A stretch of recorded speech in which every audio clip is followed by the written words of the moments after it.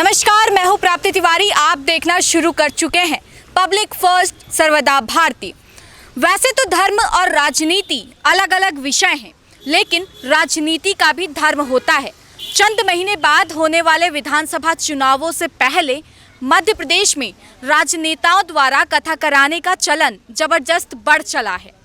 ऐसे में सवाल उठता है कि क्या इन कथाओं से सियासी समीकरण बदलेंगे? हिंदू कथा वाचकों से किस सियासी पार्टी को लाभ मिलेगा और क्या कथा में उमड़ने वाली भीड़ वोटों में तब्दील होगी? तो चलिए जानते हैं क्या कहती है पब्लिक, सिर्फ पब्लिक फर्स्ट पर। कथा से बदलेंगे सियासी समीकरण? सियासी समीकरण तो नहीं कह सकते हैं मैडम, लेकिन जिन भक्तों के प्रति बाबाओं के प्रति आस्था है ना, जो मतलब बाबाओं के ऊपर भरोसा करते हैं, तो सियासी बदले या ना बदले, लेकिन लोगों के प्रति जागरूकता तो एक फैला रहा है बाबा, है ना, और बदलना चाहिए। जो भारत देश में आज की स्थिति है, तो जो जातिगत आधार पर भड़काया जा रहा है लोगों को, है ना, हिंदू मुस्लिम सिख ईसाई आपस में, तो राजनीतिक गतिविधियों के कारण ये सब हो रहा है ना, वही सब करवा रहे हैं, है ना। पर्टिकुलर किसी व्यक्ति विशेष के अंदर ये नहीं है ना। हम भी हिंदू हैं, आप मुस्लिम हैं, है ना, तो सब आपस में हम भाई भाई मानते हैं एक दूसरे को। जैसे पड़ोसी हमारे मुस्लिम हैं या हिंदू भाई हैं, कुछ भी होगा तो वही पहले आएंगे।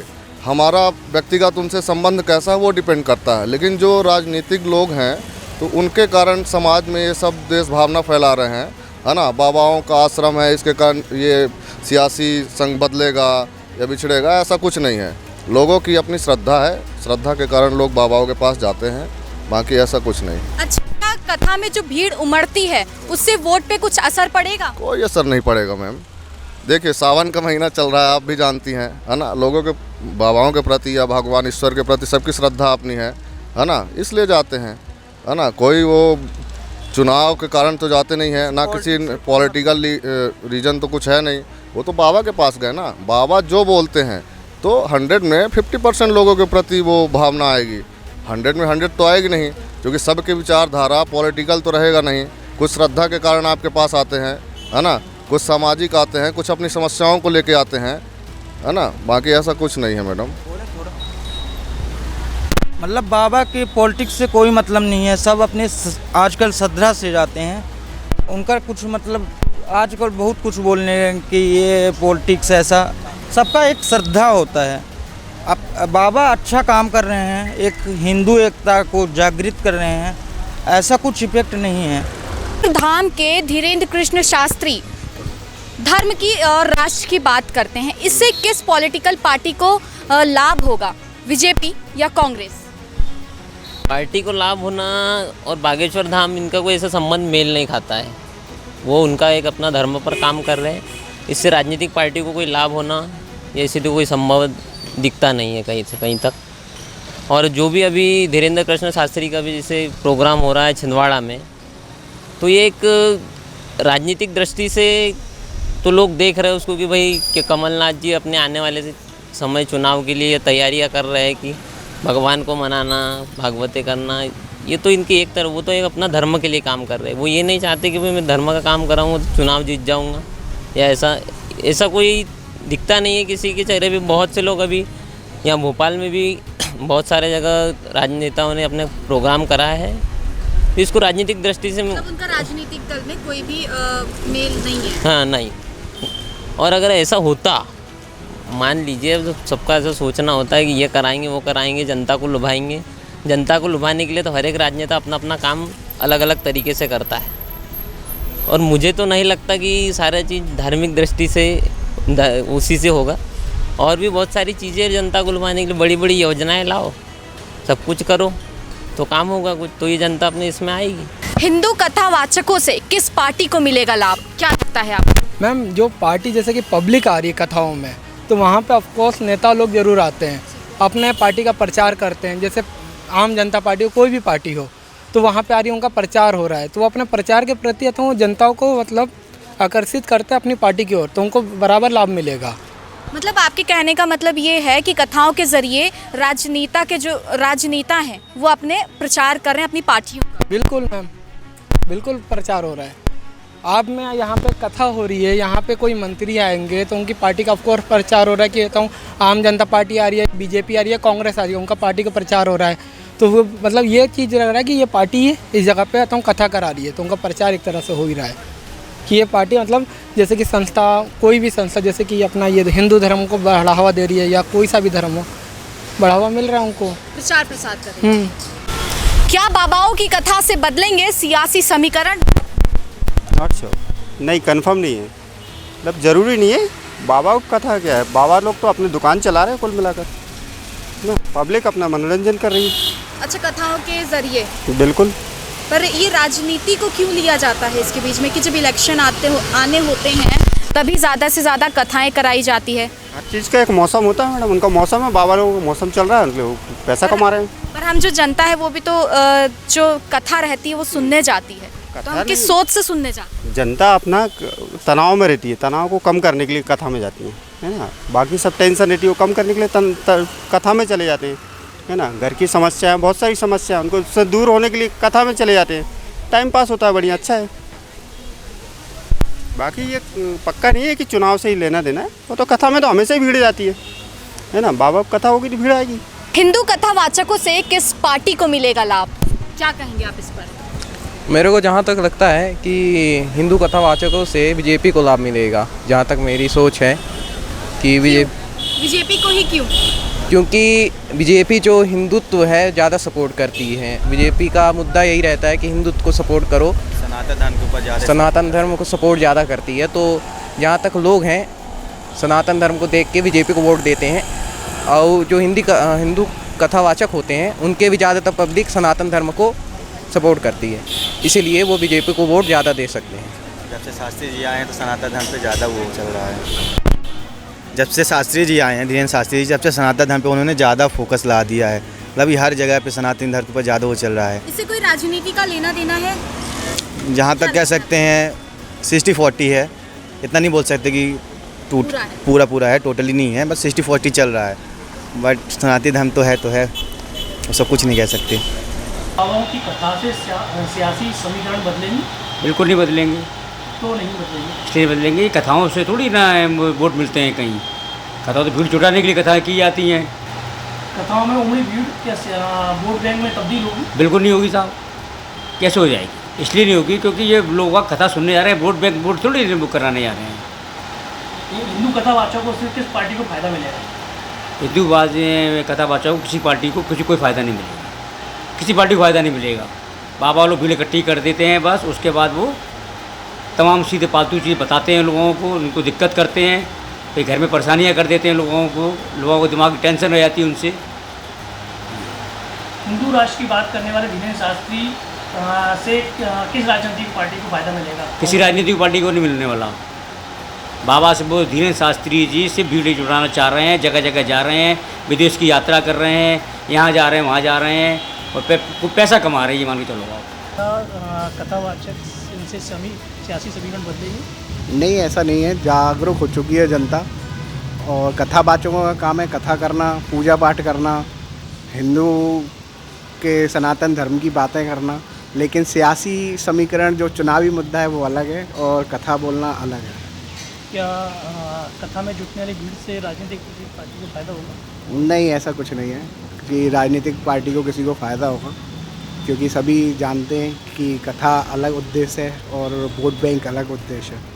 धीरेन्द्र शास्त्री हिंदू राष्ट्र की बात करते हैं, इससे किस पार्टी को फायदा होगा? हिंदू राष्ट्र होना अच्छी बात है, लेकिन इससे पार्टी से किसी का कोई फ़ायदा नहीं है कि हिंदू राष्ट्र की बात कर रहे हैं तो किसी पार्टी को फ़ायदा होगा।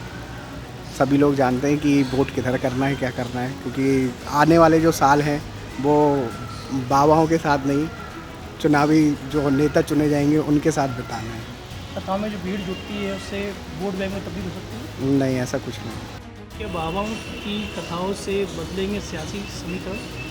सर देखिए, ऐसा कुछ नहीं है। आजकल की जनता है ना जागरूक हो चुकी है, कथाओं से कोई फ़र्क नहीं पड़ेगा, और बाबाओं का काम है कि कथा करना, और ऐसा लगता है नेताओं के कथाओं से भीड़ जुटाने के बाद वोट मिल जाएगा, ऐसा कुछ नहीं। कथाओं में जुटने वाली भीड़ से क्या राजनीतिक पार्टी को फायदा होगा? कोई फ़ायदा नहीं होगा। पहले होता था, अब जनता जागरूक हो गई है, अब कोई फ़ायदा होने का चांस नहीं है।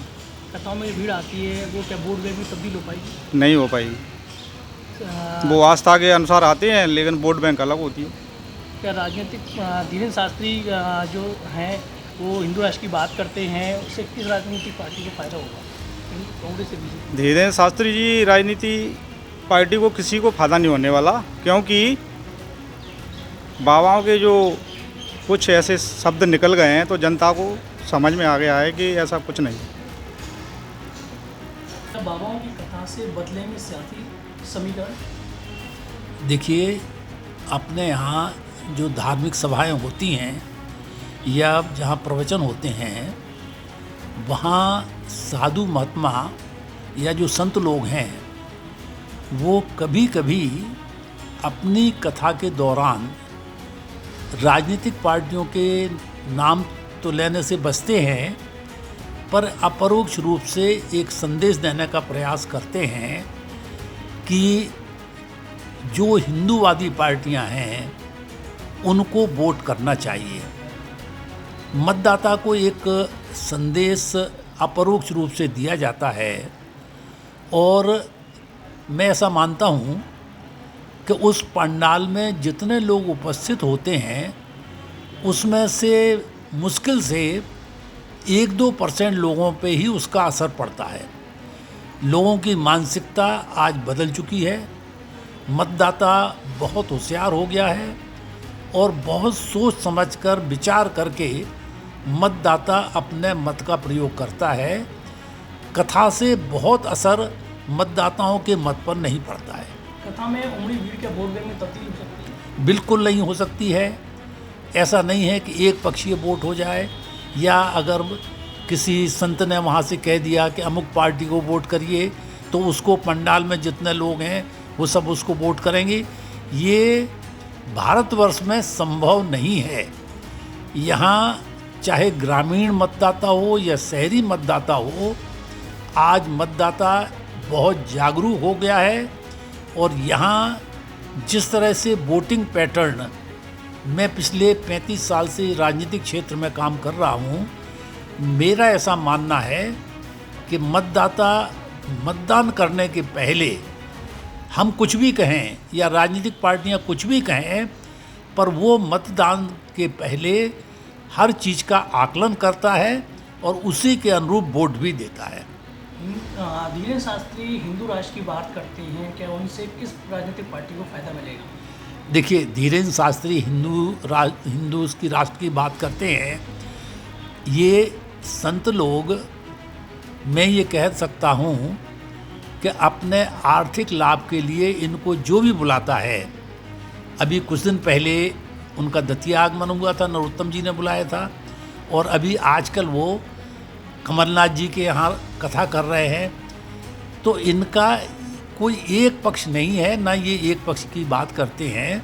इनको जो बुलाता है, आर्थिक पक्ष इनके लिए बहुत महत्वपूर्ण है और धर्म को अर्थ से ये बेच रहे हैं। मुझे बड़ी पीड़ा होती है कि गोस्वामी तुलसीदास जी ने उस समय कहा था कि लोग धर्म के लिए, पैसे के लिए धर्म को बेचेंगे, और आज बहुत कुछ जगह यही देखने में आ रहा है कि बहुत बड़े बड़े अमाउंट लेकर ये लोग कथा करते हैं और उससे आम जनता को कोई बहुत लाभ नहीं मिलता है।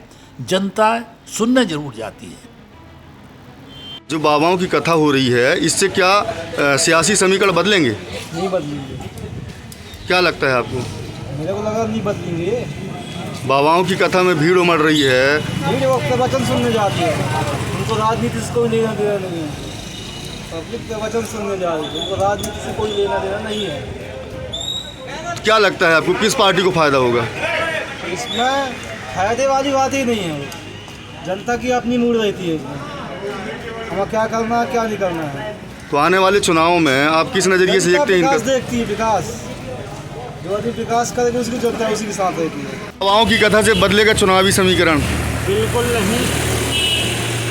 यह भारत देश में हमेशा कथाएं होती रही आई हैं, तो हिंदू वर्ग के लोग हमेशा कथा सुनते और सुनाते रहे हैं। बाबाओं की कथाओं से राजनीतिक समीकरण किसी प्रकार के नहीं बदलेंगे।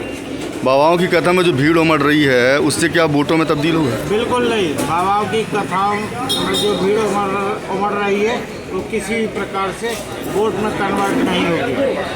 क्योंकि कथाओं से तो बाबाओं की कथाओं को सुनने के लिए जाती है जनता, और जनता को तो विकास चाहिए। बाबाओं की कथा में जो भीड़ उमड़ रही है क्या वो वोटों में तब्दील होगी? ये कहना मुश्किल है। इससे किसको फ़ायदा होगा, किस पार्टी को फ़ायदा होगा? मैं कुछ भी नहीं कहा जा सकता कि किसको फ़ायदा होगा। जनता को तो विकास चाहिए। 2023 में क्या लगता है आपको? भारतीय जनता पार्टी की सरकार बनना चाहिए। कैसे? क्योंकि जो भारतीय जनता पार्टी विकास की है, आज तक ऐसी कोई सरकार नहीं की है। तो देखा आपने क्या कहती है पब्लिक। आप भी देर ना करें और हमारे कमेंट सेशन में जाकर अपना सुझाव रखें।